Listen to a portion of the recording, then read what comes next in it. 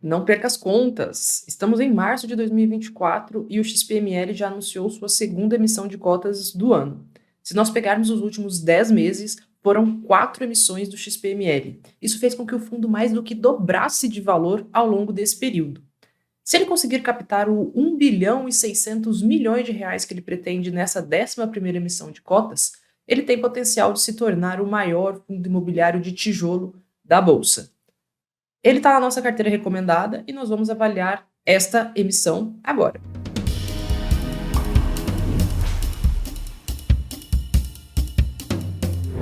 Nós estamos vendo muitos fundos imobiliários buscando emitir cotas, ou seja, crescer ao longo desse ano de 2024. Vimos bastante também, principalmente no segundo semestre do ano de 2023. Mas esse crescimento, ele precisa vir acompanhado de melhoras nos indicadores operacionais e financeiros do fundo. O que significa isso?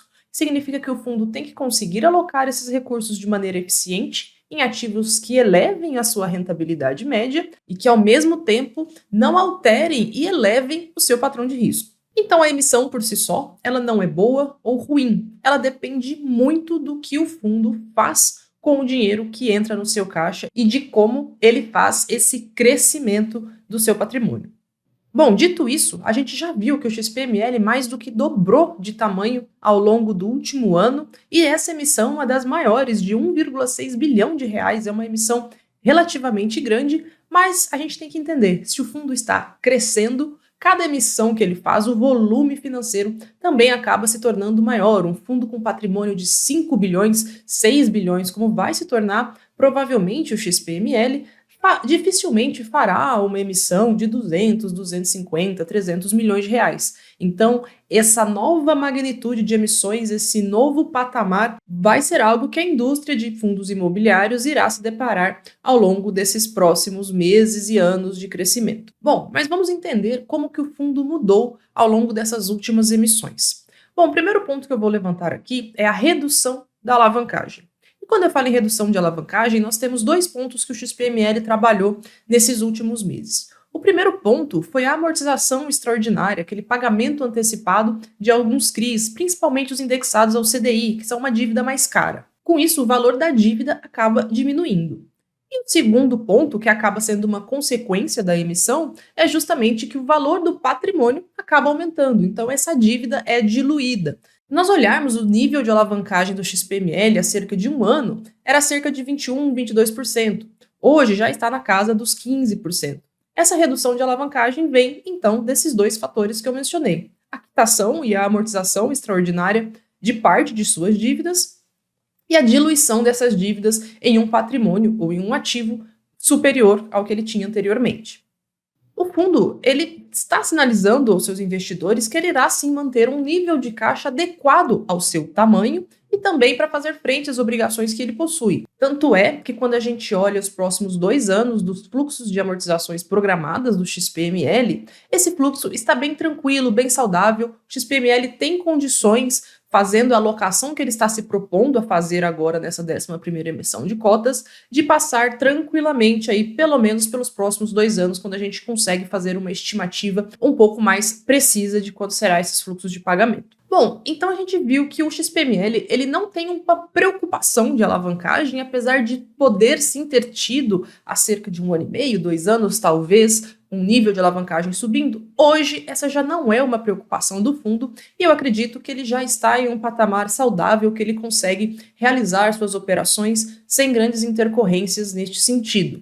Então, esse indicador de saúde financeira, de estrutura de capital, ele está muito bem controlado pelo XPML. Agora vamos entender se o fundo realizou aquisições ao longo dessas últimas emissões de cotas que foram possíveis de serem percebidas em melhorias nos seus indicadores de desempenho. Bom, e que indicadores são esses? Vamos analisar como foi a evolução de um indicador operacional que eu selecionei aqui para vocês, que é o volume de vendas por metro quadrado. Bom, aqui no gráfico nós temos as comparações trimestrais, então aqui é o volume de vendas por metro quadrado nos primeiros trimestres dos anos 2021, 2022 e 2023. Perceba que o primeiro trimestre a gente consegue ver uma forte evolução, e aqui justamente a gente tem uma base de comparação fraca ainda no primeiro trimestre de 2021, justamente por conta ali dos resultados, né, dos impactos ainda da pandemia e da volta operacional total dos ativos. Perceba que o valor de vendas por metro quadrado foi subindo ao longo de 2021, então tornou-se aí uma base de comparação um pouco mais realista, né? Tanto é que, por exemplo, no terceiro trimestre aqui, nós temos valores bastante similares. Agora, quando a gente olha para o ano de 2023, que foi um dos anos de maior crescimento do XPML, nós conseguimos ver aqui nessas barras cinzas como que o volume de vendas por metro quadrado cresceu consideravelmente. Perceba que no quarto trimestre dos anos de 21, 22 e 23, os quartos trimestres são trimestres mais fortes, né, devido ao maior volume de vendas ali das festividades de final de ano. A gente percebe que aqui o ano de 2023 tivemos uma grande evolução nesse indicador para o XPML. Esse bom impacto nas vendas por metro quadrado no último trimestre de 2023 tem bastante contribuição de aquisições que o XPML fez, inclusive nas suas emissões de cotas. Um exemplo foi a aquisição do Shopping Cidade Jardim, que foi uma das melhores aquisições e apresenta uma das melhores métricas do portfólio, fazendo com que a média do consolidado do XPML suba. Mas também a gente pode destacar as aquisições no Plaza Sul e também no Shopping da Bahia, que são shoppings que apresentam bons indicadores operacionais. Vamos olhar também para um indicador financeiro, que é o NOI por metro quadrado, que é a sigla basicamente para o resultado operacional líquido, ou seja, o resultado das operações dos shoppings líquida de suas despesas. Esse é um indicador financeiro que ele vai ser sentido diretamente lá na distribuição por cota, que também nós vamos ver aqui. Bom, então perceba que o resultado operacional líquido do consolidado dos ativos do XPML também apresentou crescimento expressivo. A gente até destaca aqui o último trimestre de 2023 em comparação ao último trimestre de 2022. O resultado operacional líquido por metro quadrado subiu de 115 para próximo de R$ 129. É um excelente resultado, aí considerando o crescimento que o XPML teve e as boas aquisições, principalmente nos shoppings que eu mencionei ao longo do ano de 2023 e proveniente das últimas emissões de cotas que ele realizou. Tanto é que quando a gente olha aqui a evolução da distribuição de proventos por cota no XPML, a gente consegue ver nitidamente esse crescimento. Então, todos esses indicadores que eu mostrei aqui, eles são refletidos lá no final para o cotista.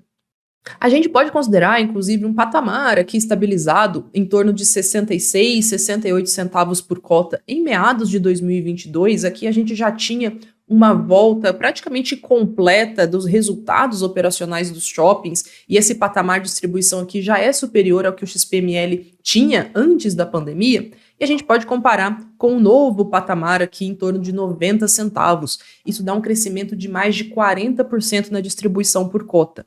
Se nós pegarmos a inflação nesse mesmo período, essa inflação é em torno de 12%. Então, esse é um crescimento na distribuição por cota superior à inflação registrada no período.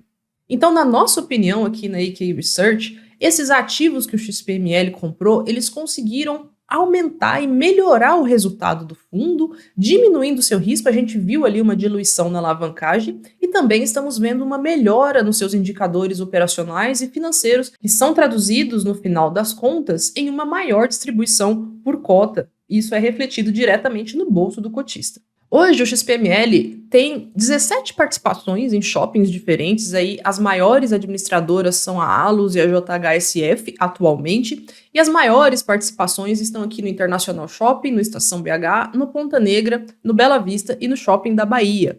Essas aqui são as principais participações que o XPML possui hoje em área bruta locável própria, e aqui estão os principais administradores desses shoppings atualmente. E eu coloquei essa distribuição aqui justamente para falar das aquisições que o XPML pretende fazer com os recursos captados nessa 11ª emissão de cotas. Bom, os ativos a serem adquiridos são esses listados aqui, tá? É o chamado portfólio SIM. Então são shoppings que o XPML pretende, participar.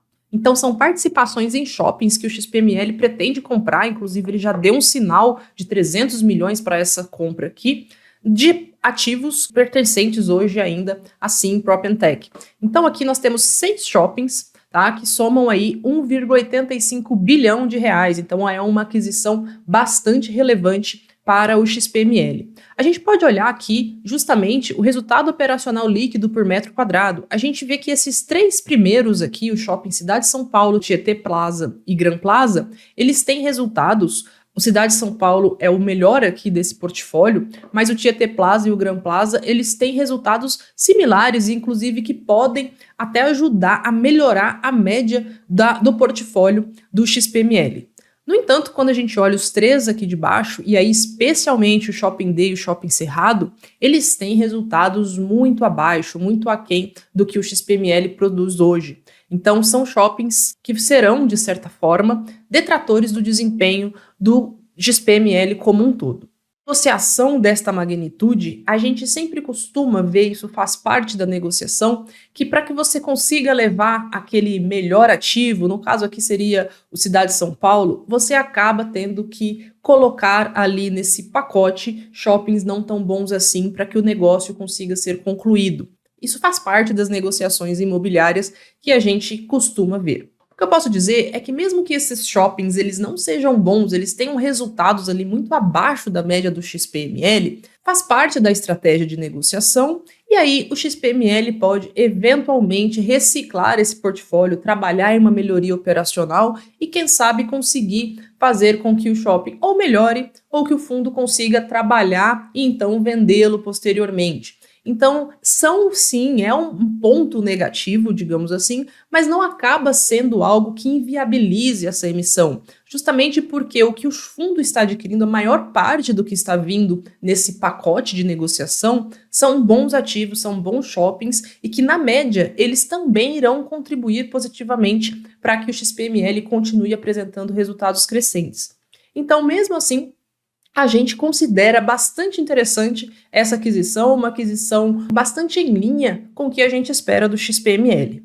Nós acabamos de publicar um relatório ali no site da EQI Research, onde eu coloco para você todos os detalhes sobre essa emissão, dou nossas opiniões e você vai conseguir ver com mais detalhes todos esses gráficos e mais algumas outras informações que eu mostrei aqui nesse vídeo hoje. Então, cadastre-se aqui no site, acesse nosso relatório e confira todas as nossas recomendações. Um grande abraço e até a próxima!